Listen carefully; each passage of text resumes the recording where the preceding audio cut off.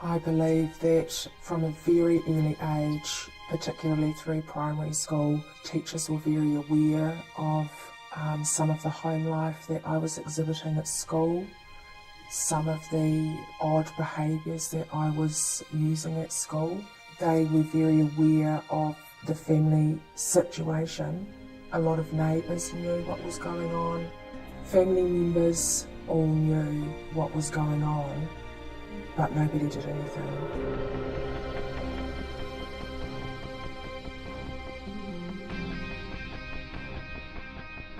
What do you think that people knew about? What were the things that you think that people knew and saw?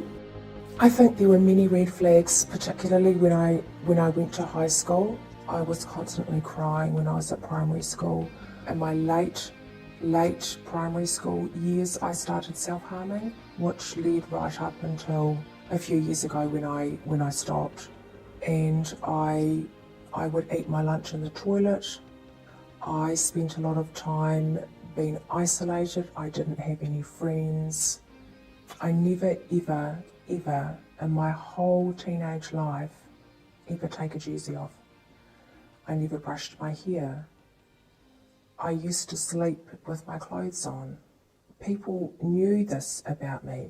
The school knew. There were so many people that knew what was going on, but everybody let me down. Nobody did anything. Nobody ever gave me the opportunity to tell. Because no adult had ever said that this was wrong, I actually started to believe that what had happened was so normal. So I was led to believe that this is what life was. This was just normal.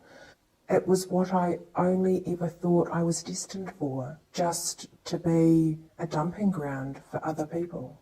That was what I thought my life was about.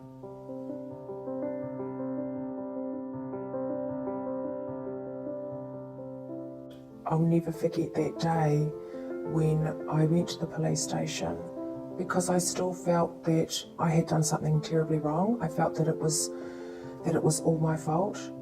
And I had this most amazing policewoman who actually sat there and listened to everything that I had to say. And at the very end of the interview, she said to me that what he did was so wrong. And no one had ever said that to me before. No one had ever told me that it was wrong and it was illegal. And she said she could walk out of the office today and she could charge him on 3 separate accounts. If I can change one person or give one person a little ray of sunshine that they don't need to be silenced by violence, then my life has not been wasted.